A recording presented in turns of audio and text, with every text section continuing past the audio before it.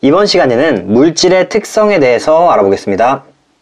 일단 물질은 두 가지로 분류해요. 첫 번째로는 순물질이 있고 두 번째로는 혼합물이 있어요. 그런데 순물질은 한 가지 물질로만 이루어진 물질이에요.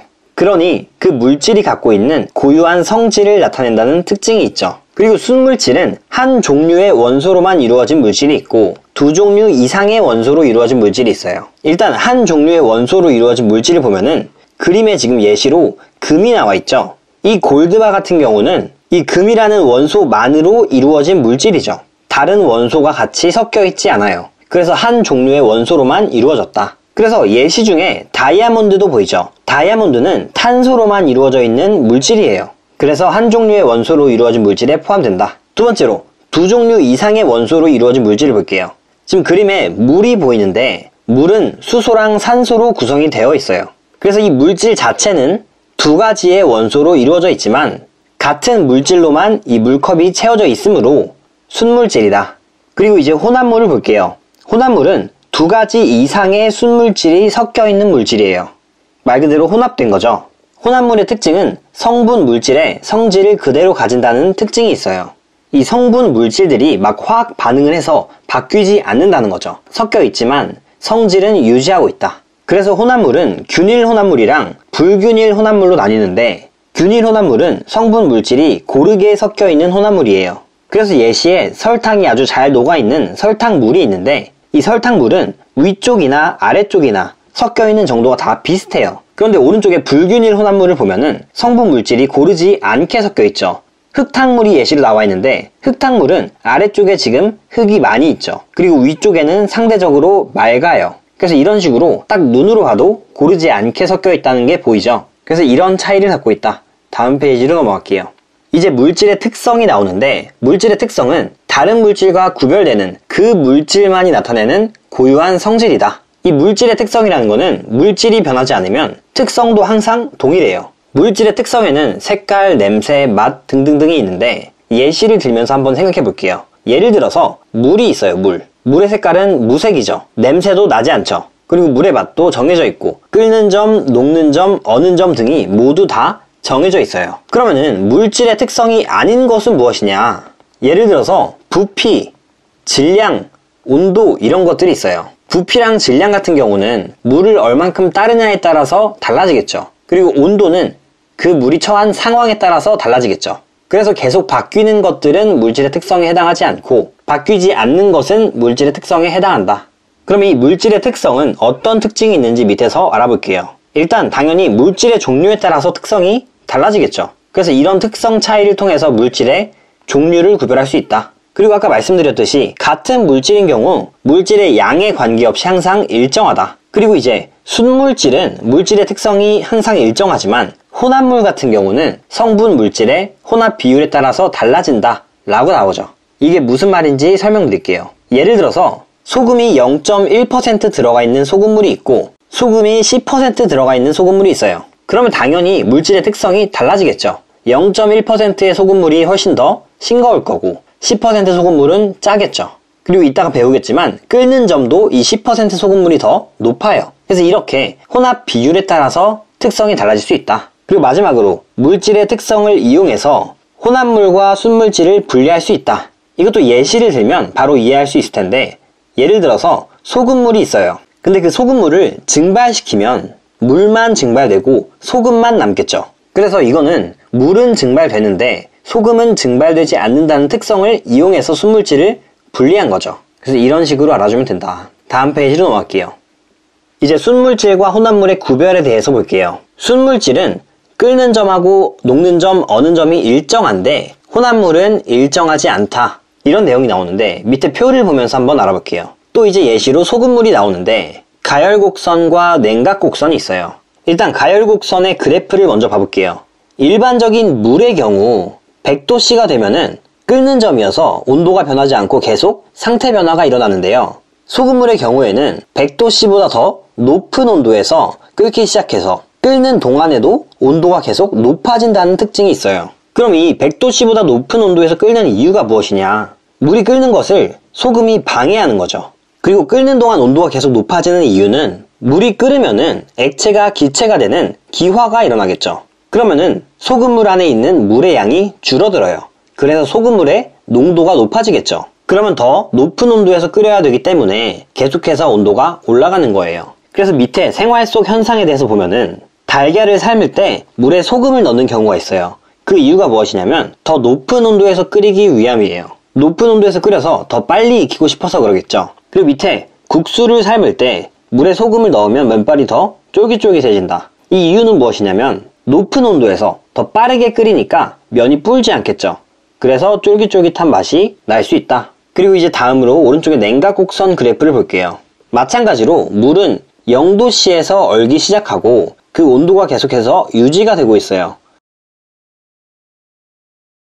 계속해서 온도가 더 낮아지는 모습을 볼 수 있죠. 그래서 0도씨보다 더 낮은 온도에서 얼기 시작하는 이유도 소금이 이 물이 어는 것을 방해하기 때문이고, 어는 동안 온도가 계속 낮아지는 이유도 물이 점점 얼음으로 응고되면서 소금물의 농도가 높아지겠죠. 그럼 점점 얼리기 힘들어지니까 온도가 계속해서 낮아진다 라고 보면 되겠죠. 그래서 밑에 이제 생활 속 현상에 대해서 볼게요. 겨울철 자동차 냉각수가 얼지 않도록 부동액을 넣는다. 냉각수가 얼지 않게 부동액이라는 물질을 넣음으로써 어는 점을 더 낮춰주는 거죠.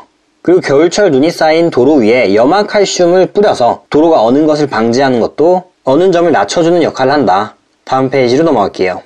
이제 끓는 점에 대해서 볼 건데, 끓는 점은 액체 물질이 끓는 동안 일정하게 유지되는 온도예요. 그리고 이런 끓는 점은 물질의 종류에 따라 다르다. 지금 그래프에 보이는데 에탄올 같은 경우는 끓는 점이 78도이고 메탄올 같은 경우는 끓는 점이 65도예요. 그래서 이런 식으로 물질의 종류에 따라 다르다. 그리고 끓는 동안에는 그 끓는 점의 온도가 계속해서 유지가 되는 모습을 볼 수 있죠. 다음으로 같은 종류의 물질은 양에 관계없이 끓는 점이 일정하다 라고 나오죠. 지금 부피가 적은 5mm의 에탄올과 부피가 보다 많은 10mm의 에탄올이 있어요. 그런데 부피 차이가 나다 보니까 10mm의 에탄올이 조금 더 늦게 끓기 시작하죠.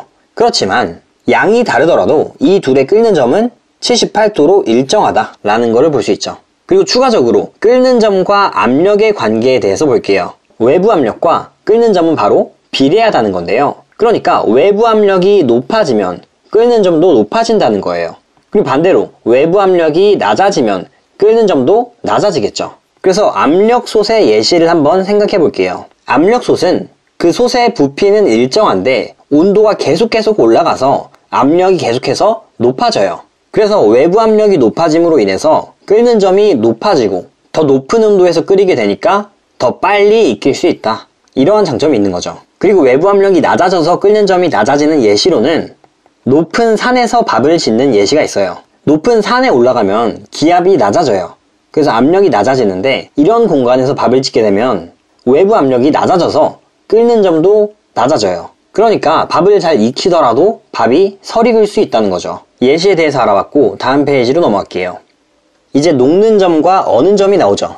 녹는 점과 어는 점도 끓는 점과 마찬가지로 물질의 종류에 따라 달라진다. 그리고 같은 종류의 물질이면 양에 관계없이 녹는 점과 어는 점은 일정하다. 그리고 같은 종류의 물질은 녹는 점과 어는 점이 동일하다라는 특징까지 있어요. 녹는 점은 고체가 액체로 변하는 온도고 어는 점은 액체가 고체로 변하는 온도죠. 그래서 이 녹는 점과 어는 점은 같을 수밖에 없다. 그리고 밑에 그래프를 볼게요. 처음에 고체 상태이다가 시간이 지남에 따라서 온도가 올라갔어요.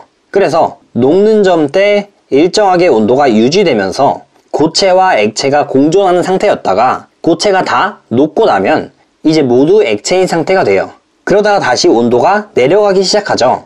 그럼 온도가 내려가면서 어느 점에 도달하면 다시 온도가 일정하게 유지되다가 고체로 변한다.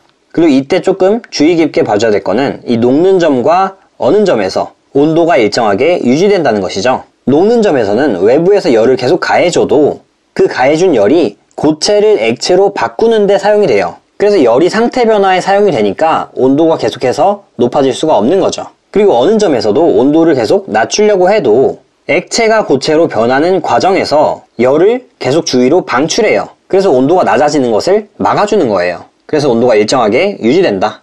자, 이번 시간에는 물질의 특성 두 번째 파트를 배워보겠습니다. 일단 먼저 부피가 무엇이냐. 부피는 물질이 차지하고 있는 공간의 크기죠. 단위는 센티미터 세제곱, 미터 세제곱, 밀리리터, 리터 등이 있고 눈금 실린더, 피펫, 부피 플라스크 등을 이용해서 측정한다. 일단 먼저 액체의 부피를 측정하는 방법을 볼게요. 지금 눈금 실린더가 그림에 보이고 있죠?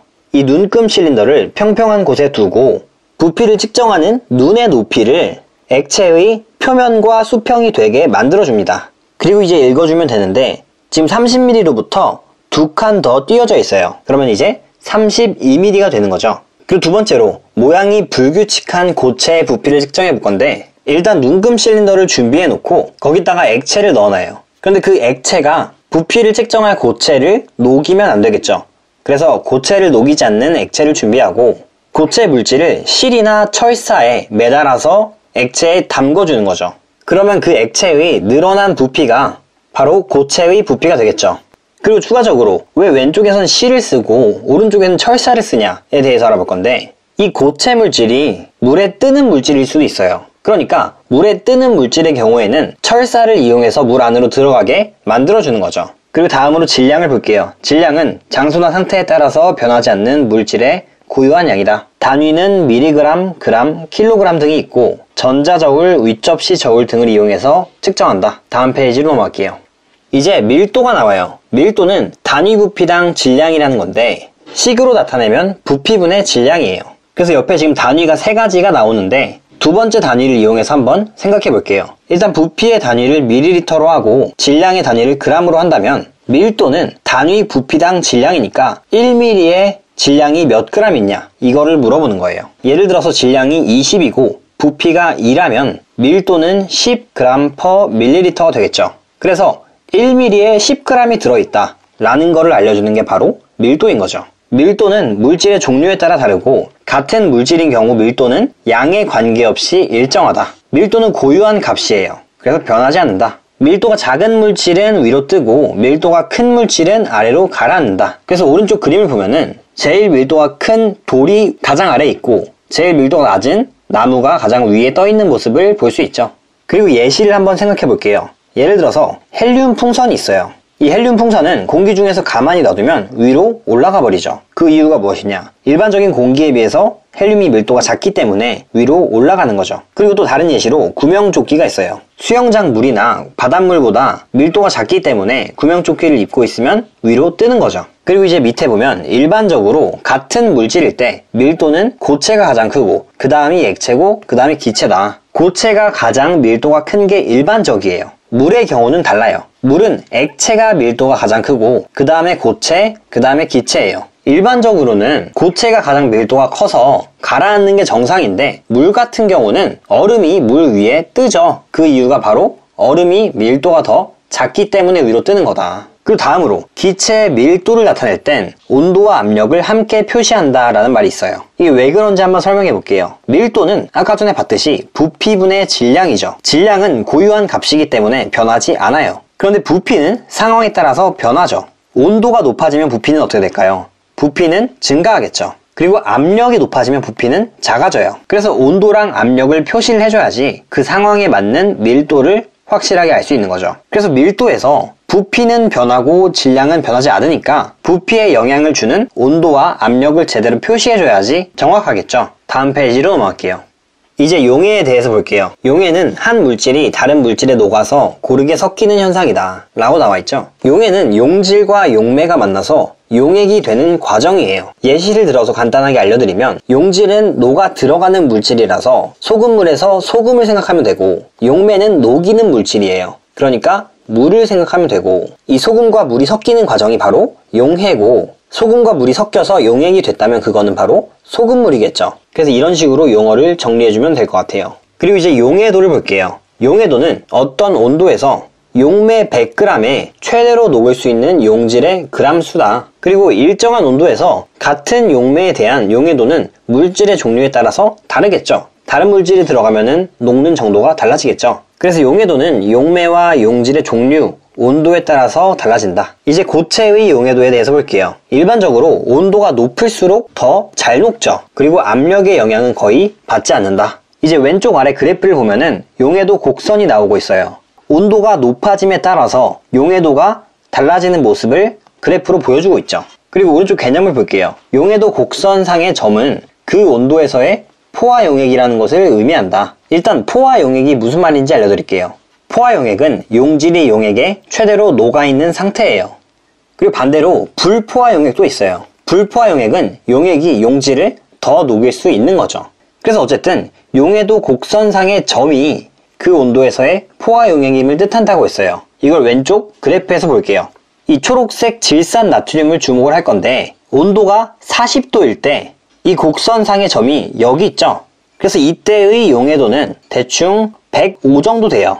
그러니까 물 100g에 105g의 질산 나트륨이 용해될 수 있는 거죠. 그리고 더 이상은 못 녹인다. 그리고 다시 오른쪽을 볼게요. 온도에 따른 용해도 변화를 파악할 수 있다. 그쵸? 온도에 따라서 용해도가 변화하는 모습을 그래프로 볼 수 있죠. 다음으로 특정 온도에서 물질의 용해도를 파악할 수 있다. 방금 전에 했죠. 40도에서 105g 정도를 녹인다. 다음으로 용액을 냉각시킬 때 석출되는 용질의 양을 구할 수 있다. 일단 이 석출이라는 거는 녹아있던 용질이 다시 고체로 나오는 거예요. 그래서 용액을 냉각시킬 때 용해도가 감소한 만큼 석출돼요. 왼쪽 그래프의 질산나트륨 예시를 다시 볼게요. 온도가 40도일 때는 용해도가 105였는데 온도가 20도일 때를 볼게요. 이때는 대충 88 정도 돼 보이죠. 그러니까 온도가 40도일 때는 105g을 녹일 수 있었는데 20도로 변하니까 88g을 녹일 수 있대요. 그러면은 17g만큼의 질산나트륨이 원래 녹아있다가 냉각되면서 고체 상태로 나오게 되겠죠. 그래서 이런 식으로 석출되는 용질의 양을 구할 수 있다. 다음 페이지로 넘어갈게요. 그리고 이제 마지막으로 기체의 용해도를 볼게요. 기체의 용해도는 온도가 낮을수록 압력이 높을수록 증가해요. 일단 먼저 온도에 따른 기체의 용해도 변화를 볼게요. 지금 그림에 탄산음료가 있는데 온도에 따라서 구분이 되어 있어요. 탄산음료에는 탄산이라는 성분이 녹아 있어요. 그런데 온도가 높을수록 기체의 용해도가 감소하므로 기포가 많이 발생한대요. 그래서 온도가 높아지는 과정에서 이 탄산이 이산화탄소로 나오게 되는 거예요. 그래서 콜라를 생각해보면은 바로 왜 그런지 이해가 되는데 콜라를 포함한 모든 탄산음료는 온도가 높아질수록 우리가 느끼는 탄산이 굉장히 감소하죠. 그러니까 온도가 높아질 때 이 탄산음료 안에 있는 탄산이 이산화탄소로 많이 바뀐다. 그 이유는 바로 온도가 높을수록 기체의 용해도가 감소하기 때문이다 라는 거죠. 그리고 다음으로 압력에 따른 기체의 용해도 변화를 볼게요. 또 마찬가지로 탄산음료가 나오는데 압력이 낮아질수록 기체의 용해도가 감소하므로 기포가 많이 발생한다고 나오죠. 탄산음료의 뚜껑을 열기 전에는 압력이 굉장히 높은 상태로 보관되어 있어요. 그런데 뚜껑을 열자마자 공기가 막 나오는 것을 느껴본 적이 있죠. 그게 바로 압력이 낮아지기 때문이에요. 그래서 압력이 높은 상태로 보관되어 있을 때는 용해도가 높음으로 탄산이 빠져나가기 힘든 상황인데 이제 압력이 낮아지면 용해도가 낮아짐으로 탄산이 점점 많이 빠져나가는 거죠. 그리고 이제 마지막으로 기체의 용해도와 관련된 생활 속 현상을 볼게요. 더운 여름철에는 물고기가 수면 가까이 올라와서 입을 뻐끔거린다 라는 예시가 있어요. 이게 왜 그러냐면은 더운 여름철에는 산소의 용해도가 감소해요. 그래서 물 안에 산소가 별로 없으니까 물 밖으로 올라와서 산소를 마시고 내려가는 거죠. 그리고 밑에 탄산음료의 마개를 열면 거품이 발생한다. 아까 말씀드렸듯이 마개를 여는 순간 압력이 급격하게 낮아지면서 용해도가 낮아지고 탄산이 빠져나간다 했죠. 그래서 이런 식으로 알면 될 것 같고 이번 시간에는 혼합물의 분리에 대해서 배워보겠습니다. 혼합물의 분리를 할 때는 혼합물에서 각 성분 물질이 고유한 성질을 가지고 있기 때문에 분리를 할 수 있는데 이게 무슨 말이냐면 예를 들어서 혼합물인 소금물이 있어요. 그러면 각 성분 물질은 소금이랑 물이 있는 거죠. 그리고 이 고유한 성질이라는 거는 물질마다 끓는 점이나 밀도 같은 것이 다 다르겠죠. 그래서 이런 성질들이 다르고 특성이 다르다는 걸 이용해서 분리를 해주는 게 바로 혼합물의 분리다. 그래서 첫 번째로 먼저 증류에 대해서 알아볼게요. 증류는 액체 상태의 혼합물을 가열하게 되면 기체가 나오게 되는데 그 기체를 다시 냉각해서 순수한 액체를 얻어내는 방법이다. 이게 어떻게 가능하냐면 바로 물질별로 끓는 점이 차이나기 때문이에요. 그러니까 예를 들어서 어떤 물질은 50도에서 끓고 어떤 물질은 100도에서 끓어요. 그럼 만약에 한 70도 정도로 끓인다고 치면은 50도에 끓는 점을 가진 물질들은 다 증발하고 100도에 끓는 점을 가진 물질은 남아있겠죠. 그래서 이런 증류 방식은 각 성분 물질의 끓는 점 차이가 클수록 분리가 잘 된다는 특징이 있어요. 그리고 물과 염화나트륨처럼 액체와 고체의 혼합물도 분리 가능하고 물과 에탄올처럼 서로 다른 액체의 혼합물도 분리할 수 있다. 어차피 끓는 점 차이가 난다면은 물질이 고체든 액체든 상관이 없다는 거죠. 그래서 밑에 그림을 한번 볼게요. 지금 액체 상태의 혼합물이 있어요. 이 물질을 소금물이라고 생각할게요. 그럼 이 소금물은 소금하고 물이 합쳐져 있는 거죠. 근데 물이 끓는 점이 더 낮아요. 그래서 물이 끓어서 기체 상태가 돼서 이 관을 통해서 이동하는 거죠. 어떤 형태로 이동하냐면 수증기 형태로 이동하겠죠. 그래서 수증기 상태로 이렇게 다 안쪽으로 들어오게 되는데 여기 보이는 이 시험관은 찬물에 담가져 있어요. 그렇기 때문에 수증기가 여기 모이게 되면은 물로 바뀌게 되는 거죠. 주변 온도가 차가우니까 수증기였던 기체 물질이 물로 냉각이 된다. 그래서 이런 식으로 혼합물을 분리할 수가 있는 거죠. 이 과정을 계속 거치면 순수한 물이 계속 차겠죠. 그리고 다음 페이지로 넘어갈게요. 이제 또 아까처럼 끓는 점 차이를 이용한 분리의 예시들이 있어요. 첫 번째로는 탁한 술에서 맑은 소주를 얻어내는 과정인데 지금 그림의 아랫부분에 보면은 곡물을 발효해서 만든 탁한 술이 있어요. 그런데 여기서 불을 가해서 끓이게 되죠. 그러면 맑은 에탄올만 끓어서 위로 올라가는 거죠. 그런데 지금 윗부분에 보면은 찬 물이 있죠.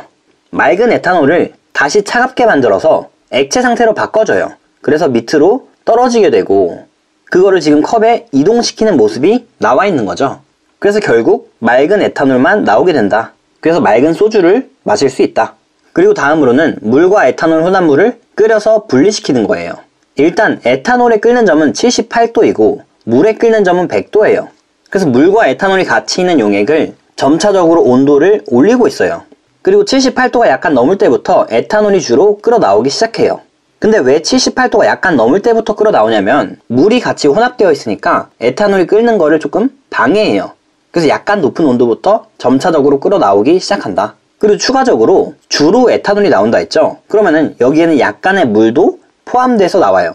그리고 대부분의 에탄올이 끓어 나오고 난 후에 용액의 온도가 높아지는데 이 과정에서 소량의 에탄올이 남은 게 다 빠져나오게 돼요. 그리고 물도 약간씩 기화되면서 나오겠죠. 그리고 100도가 됐을 때부터는 이제 거의 물만 남은 상태예요. 그래서 온도가 100도로 쭉 유지되면서 불이 끓어 나오게 된다.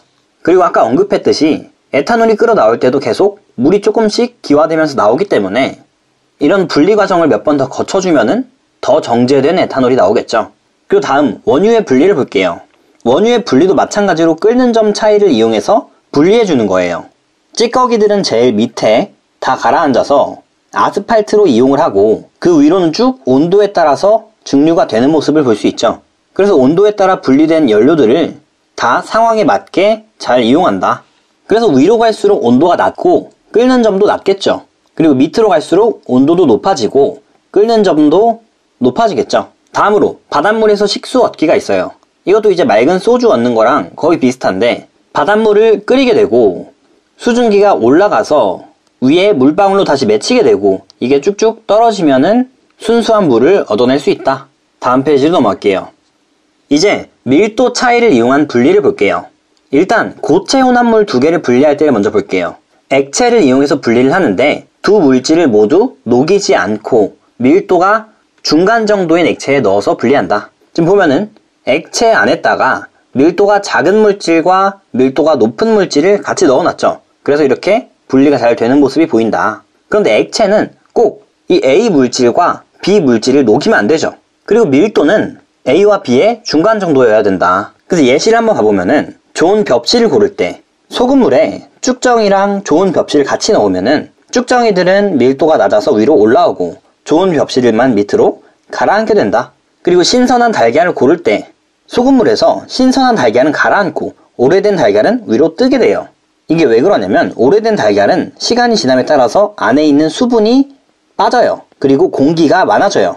그러면 밀도가 작아지겠죠. 그래서 위로 뜨게 된다. 그래서 이런 식으로 골라낼 수 있고 다음으로 물로 스티로폼과 모래를 분리하는 예시가 나오고 있죠. 다음 페이지로 넘어갈게요.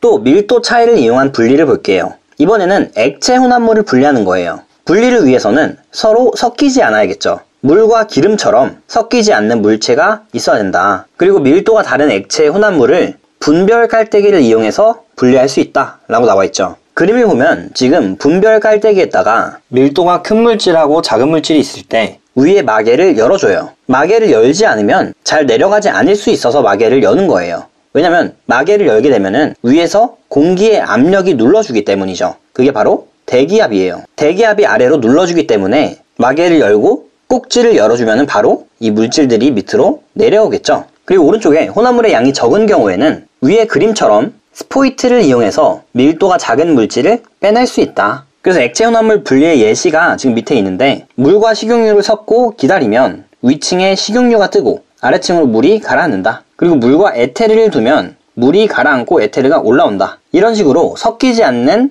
두 물체끼리 밀도 차이가 나기 때문에 누구는 가라앉고 누구는 올라온다 라는 내용이 있는 거예요. 다음 페이지로 넘어갈게요.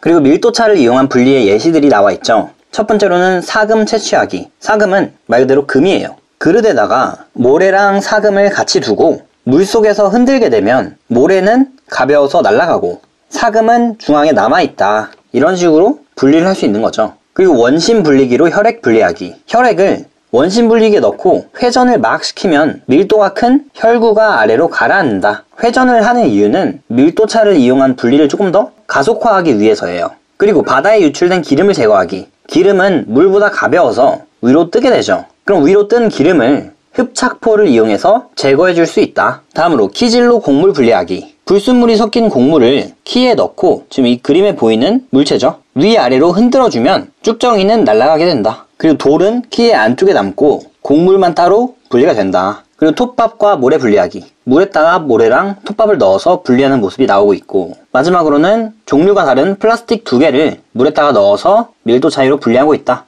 자, 이번 시간에는 혼합물의 분리 두 번째 파트에 대해서 배워보겠습니다.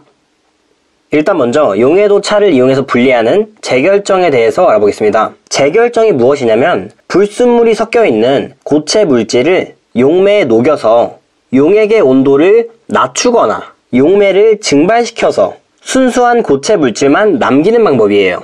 일단 먼저 1번 방법에 대해서 한번 봐볼게요. 용액의 온도를 낮추면 순수한 고체 물질이 생긴다. 이 과정인데, 지금 예시로 나와 있는 게 질산칼륨과 황산구리 혼합물에서 순수한 질산칼륨만 분리하는 거예요. 이걸 어떻게 하냐면 일단 이 질산칼륨과 황산구리를 물에 넣고 가열을 해줘요. 물에 넣고 가열을 해주다 보면은 어느 순간 다 녹아있겠죠. 그러면 다 녹았을 때 온도를 낮춰주는 거예요. 그러면 결론적으로 질산칼륨 고체만 석출이 돼요. 예를 들어서 질산칼륨은 50g 있고 황산구리는 5g 있었어요. 그리고 이 혼합물을 물에 넣고 가열을 해서 60도까지 올려주는 거예요. 그리고 다 녹은 다음에 온도를 다시 낮춰주는데 이거를 20도까지 낮춰주는 거예요. 그러면 어떻게 되는지 한번 오른쪽 그래프를 보면서 한번 이해를 해볼게요. 온도에 따라서 용해도가 어떻게 바뀌는지를 나타내주는 그래프가 있어요. 그래서 보면 60도에서 황산구리는 눈대중으로 한 40g 정도까지 녹을 수 있어요. 그리고 위로 올라가서 질산칼륨은 눈대중으로 보면은 110g 정도를 녹일 수 있는 거죠. 그러니까 아까 황산구리는 5g 있다 했고 질산칼륨은 50g 있다 했었는데 60도에서 황산구리는 40g까지 녹아있을 수 있기 때문에 이 5g은 충분히 다 녹아있을 거고, 질산칼륨도 마찬가지로 60도일 때 대충 110g 정도까지 녹아있을 수 있다 했죠. 그러면 이 50g이 녹아있기에는 충분하죠. 그래서 60도에서는 50g이 완벽하게 다 녹아있는 상태죠. 그런데 만약에 온도를 낮춰보는 거예요. 60도에서 20도로 낮춰줬어요. 그러면 황산구리는 20g까지 녹을 수 있게 바뀌었고 질산칼륨은 31.9g만 녹을 수 있게 바뀌었죠. 황산구리는 5g만 녹였으므로 20도로 온도를 바꿔도 다 녹아있을 수 있어요. 20도에서는 20g까지 녹일 수 있기 때문에. 그런데 질산칼륨은 20도에서 31.9g만큼만 녹일 수 있는 거예요. 그렇다면 나머지 18.1g의 질산칼륨은 석출이 되는 거죠. 그래서 이런 식으로 하면은 질산칼륨과 황산구리 혼합물에서 순수한 질산칼륨만 석출할 수 있겠죠. 그리고 재결정에서 두 번째 방법은 용매를 증발시키는 방법이었죠. 천일염에서 정제된 소금을 얻을 때 이런 방식으로 한다는 거죠.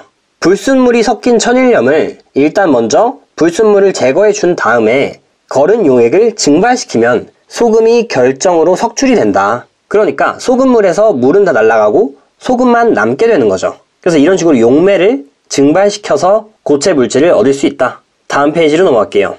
다음으로는 이제 크로마토그래피가 나와요. 크로마토그래피가 뭐냐면 혼합물을 이루는 각각의 성분 물질이 용매를 따라 이동하는 속도가 차이나서 혼합물을 분리한다 라고 나와 있어요. 일단 오른쪽의 그림을 잠깐 보면은 직사각형 모양의 거름종이가 보이죠. 그리고 혼합물의 성분이 아랫부분에 존재하고 용매를 따라서 이동하는 모습을 보여주고 있어요. 그런데 이때 용매를 따라서 이동하는 속도가 다르다. 그래서 이런 원리를 통해서 혼합물을 분리할 수가 있다는 거죠. 그래서 왼쪽 실험 장치를 한번 봐볼게요. 일단 관에 용매가 담겨 있고 용매의 살짝 위에 혼합물이 찍혀 있죠.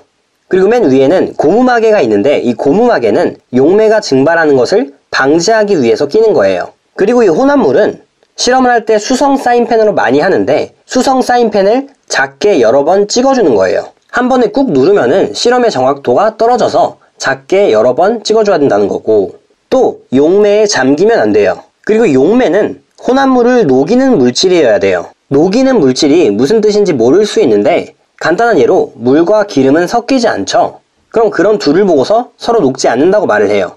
혼합물과 용매가 둥둥 떠버리지 않게 잘 섞이는 물질이어야 된다. 혼합물이 용매를 타고 올라가야 되니까. 네, 그런 뜻인 거죠. 그 다음으로는 거름종이가 있는데 거름종이는 바닥에 닿지 않게 설치해준다. 그리고 용매가 끝까지 다 올라오지 않고 적당히 올라왔을 때쯤 실험을 멈춰야 된다 라는 것까지 알아주면 좋을 것 같아요. 그래서 실험을 하면 오른쪽 그림처럼 용매를 따라 이동하는 속도가 빠르면 이런 식으로 위에 빨리 올라오고 느리면 느리게 올라온다.